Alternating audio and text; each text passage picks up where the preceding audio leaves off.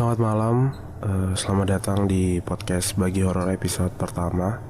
Bareng aku Arga yang bakal nemenin malam Jumat kalian mulai dari hari ini hingga seterusnya dengan cerita-cerita horor kiriman kalian atau cerita dan mitos yang berkembang di masyarakat bakal kita bahas tuntas di sini.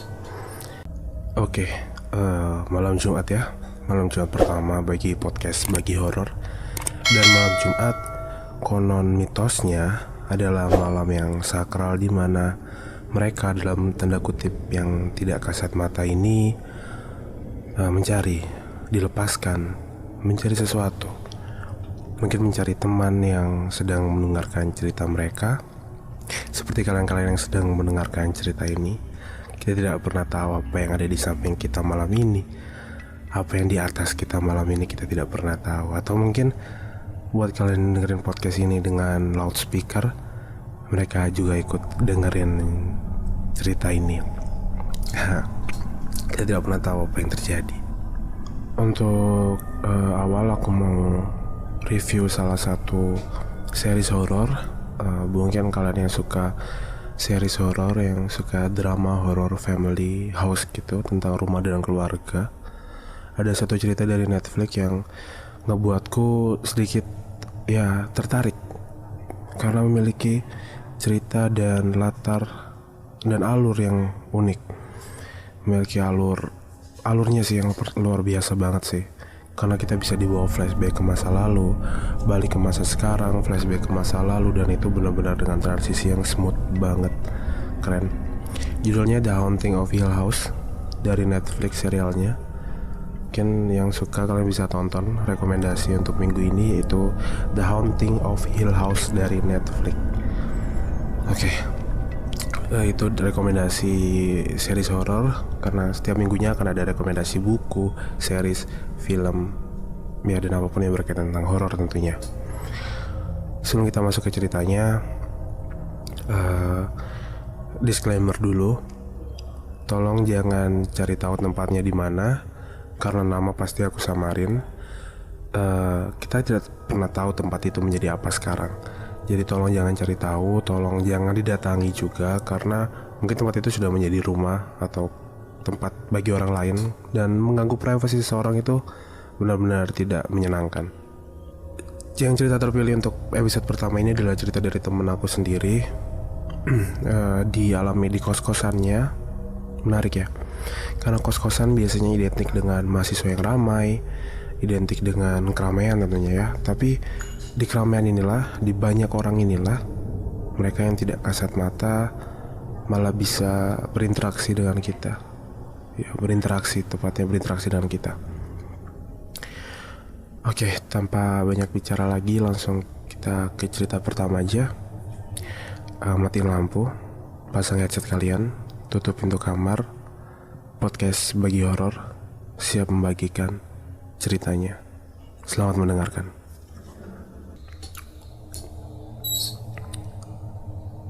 Cerita pertama dialami oleh seorang yang bernama Danu waktu dia masih menjadi seorang mahasiswa baru di salah satu universitas di Surabaya. Awal masih tampak normal. Waktu dia pindah ke kosan itu semua masih tampak biasa saja, karena masa ospek dia jarang tidur di kosannya, kebanyakan tidur di kosan temannya atau bahkan tidur di kampus untuk menyelesaikan tugas ospek yang ada. Hingga akhirnya singkat cerita, masa ospek telah berlalu dan dia mulai masuk ke masa perkuliahan, dan dia juga sering tidur di kosannya. Namun semua masih tampak normal, semua masih tampak biasa saja. Hingga suatu ketika dia menerima sebuah tugas kelompok yang harus memaksa dia pulang lewat tengah malam ke kosannya. Dia masukkan motornya di kosannya, di garasi kosannya. Kemudian dia masuk ke kamarnya. Dan karena hari itu merupakan musim panas di Surabaya yang sangat gerah, bahkan malam hari pun, dia memutuskan untuk mandi sebelum tidur. Dia mengambil beberapa peralatan mandi di kamarnya dan segera menuju kamar mandi di lantai 1. Kosan Danu hanya terdiri dari beberapa kamar, di mana saling berhadapan, dan kamar mandi berada di ujung dan memiliki 2 lantai. Kamar mandi di lantai 1 dan lantai 2 berjejeran atas bawah. Jadi siapapun yang mandi di lantai atas pasti terdengar oleh di lantai bawah karena saluran air yang sama-sama menuju ke bawah. Danu mandi seperti biasa. Dia ingin cepat saja dan segera merebahkan badannya di kasurnya karena rasa lelah yang dialami seharian dari mulai berkuliah hingga kerja kelompok hingga tengah malam.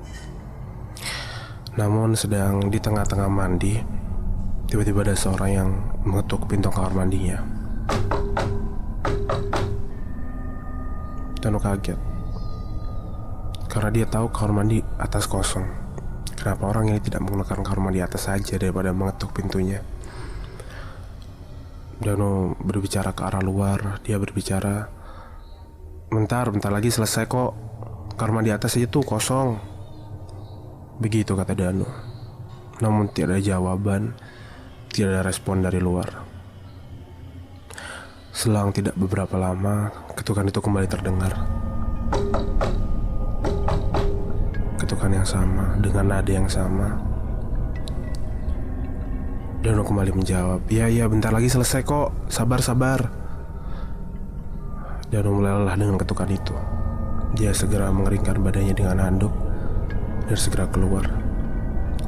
Tepat ketika pintu dibuka, ternyata di situ ada Mas Bima. Mas Bima adalah salah satu kakak tingkat akhir di kosan itu. Mas Bima, sorry mas, tadi lama mandinya ya. Padahal aku udah cepet-cepet, sorry. Kamar di atas juga kosong kok mas kalau mau pakai. Yaudah mas, monggo aku mau ke kamar dulu ya. Namun Mas Bima tidak merespon. Dianya diam melihat Danu. Dia segera masuk ke kamar, mengganti baju dan segera rebahan di kasur dengan memainkan handphonenya. Selang beberapa menit, ada notifikasi pesan masuk ke HP Danu. Berasal dari seorang temannya bernama Andi yang masih satu kos dengannya. Pesan itu bertuliskan, "Dan, lo belum tidur kan? Gue mau pulang nih, lupa bawa kunci. Bukain dong tolong." Begitu pesannya tertulis. Danu segera menjawab, "Ya aku belum tidur kok. Buruan pulang, ntar aku bukain." Danu kembali menutup aplikasi pesan itu dan mulai membuka Instagramnya dan melihat beberapa story temannya. Hingga setengah jam berlalu, tepat pukul 1 pagi, Andi kembali memberikan pesan bahwa dia sudah di depan kosannya. Danu segera mengambil kunci dan berjalan keluar. Dia membuka pintu dan membiarkan Andi masuk lalu kembali mengunci pintunya. Kemudian mereka berbahasa basi sedikit, seperti Danu bertanya Andi dari mana, habis ngapain, dan Andi pun bertanya kepada Danu kenapa belum tidur dan sebagainya. Hingga sesaat setelah mereka masuk ke ruang tamu, Andi bertanya kepada Danu, "Dan, lo tahu nggak kalau kamar Mas Bima udah seminggu nggak dikunci loh, dan dia nggak ada di kosannya, dan barang-barangnya masih utuh. Kemana ya kira-kira?" Danu tersontak kaget karena baru beberapa menit yang lalu dia bertemu dengan Mas Bima di depan kamar mandi. Jangan bercanda deh An. Orang tadi aku baru ketemu kok depan kamar mandi beres mandi. Dia ada kok tadi. Andi terlihat bingung karena baru tadi sore teman-temannya bercerita tentang hal itu. Kemudian Danu hanya tertawa. Dia melihat Andi sangat mudah termakan gosip. Hingga mereka hanya berpisah dan masuk ke kamar mereka masing-masing. 3 hari setelah kejadian itu, Danu mulai melupakannya dan tidak menghiraukan apa yang terjadi pada malam itu. Ia hanya berpikir itu gosip yang disebarkan oleh teman-teman kosannya. Namun kembali, Danu dihadapkan oleh tugas kelompok yang memaksa dia untuk pulang tengah malam. Namun kos-kosan kali itu masih ramai. Karena besok adalah hari libur bagi kampus mereka, jadi banyak anak yang masih menongkrong bermain game atau mengobrol bersama anak yang lain. Jadi kos masih tampak ramai. Seperti biasa, sebelum Danu pergi tidur, dia memutuskan untuk mandi. Namun kali itu kamar mandi bawah sedang dipakai oleh temannya yang bernama Boni. Karena Danu tidak mau menunggu Boni yang sedang sakit perut, dia segera menuju kamar mandi lantai atas dan segera mandi. Dia menyetel beberapa musik di handphonenya karena tidak mau sepi sendirian di lantai atas. Tidak lama setelah lagu diputar, tiba-tiba ketukan itu kembali terdengar. Ketukan yang sama, irama yang sama, nada yang sama, dan bentuk ketukan yang sama kembali terdengar di pintu kamar mandi Danu. Danu seperti kembali ke 3 hari yang lalu dan dia merasa sedikit takut malam itu. Ya bentar, beres kok abis ini. Padahal Danu baru saja membuka bajunya. Dia kembali memakai bajunya, mengambil handuknya dan peralatan mandi, dan mematikan lagu di handphonenya, dan segera membuka pintunya. Tepat sesaat setelah dia membuka pintu, di sisi kiri kamar mandi, dia melihat Mas Bima sedang berdiri di situ, terdiam, menatap Danu. Mas Bima, sorry Mas Bim, mau pakai kamar mandi ya? Monggo. Aku udah beres kok. Aku turun ya. Danu kemudian berlari turun, menuruni anak tangga dan menuju ruang tamu bersama teman-temannya. Kemudian salah satu dari mereka bertanya, Dan, nggak jadi mandi kamu? Nggak dengar suara air di atas? Danu kemudian bercerita, nggak jadi deh. Masa Mas Bima tuh ngetok pintu terus tahu? Semua anak-anak terdiam. Mereka saling pandang satu sama lain. Kemudian Ani menjelaskan, Dan, jadi tadi kita tuh lagi kumpul mau ngebahas besok ke rumah Mas Bima. Danu tersentak kaget.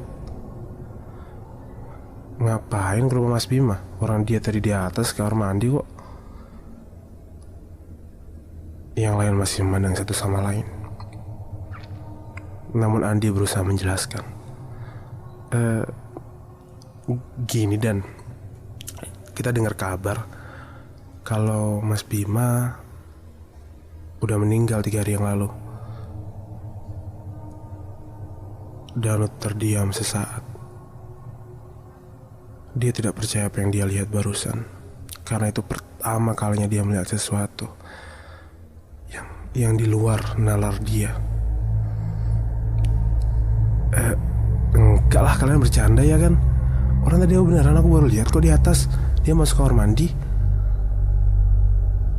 Hening sekali malam itu. Tidak ada suara apapun. Bahkan jam, detik, jam pun terus terdengar. Yaudah, gini deh. Mendingan sekarang kita tidur. Besok kita ke rumah Mas Bima, mau masih 3 hariannya. Begitu lanjut Andi. Danu masih tidak percaya dan mengatakan bahwa gosip itu bohong. Namun ketika dia melihat foto di grup kosannya, di mana foto Mas Bima di-share, bahwa dinyatakan benar bahwa teman kosannya itu meninggal, seluruh badannya lemas. Dia tidak bisa berkata apapun. Dan hingga hari ini, setelah beberapa tahun dia kuliah, sosok malam itu masih menjadi misteri. Entah dia ingin berpamitan kepada Danu, atau masih ada urusan yang belum diselesaikan.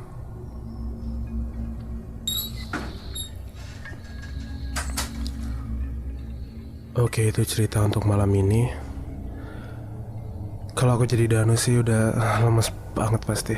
Karena kadang kalau kita melihat sosok hantu atau sosok yang jelas itu hantu, kita akan merespon selayaknya kita melihat hantu. Namun ketika kita melihat mereka menyerupai orang lain, orang yang tidak ada di situ atau bahkan orang yang meninggal, yang kita tidak tahu dia sudah meninggal, karena itu lebih menyeramkan. Karena kita merespon selayaknya dia teman kita. Dan setelah tahu pasti lemes banget sih kalau aku jadi Danu. Dan hebatnya Danu masih bertahan di kosan itu hingga beberapa bulan setelah kejadian itu berlalu.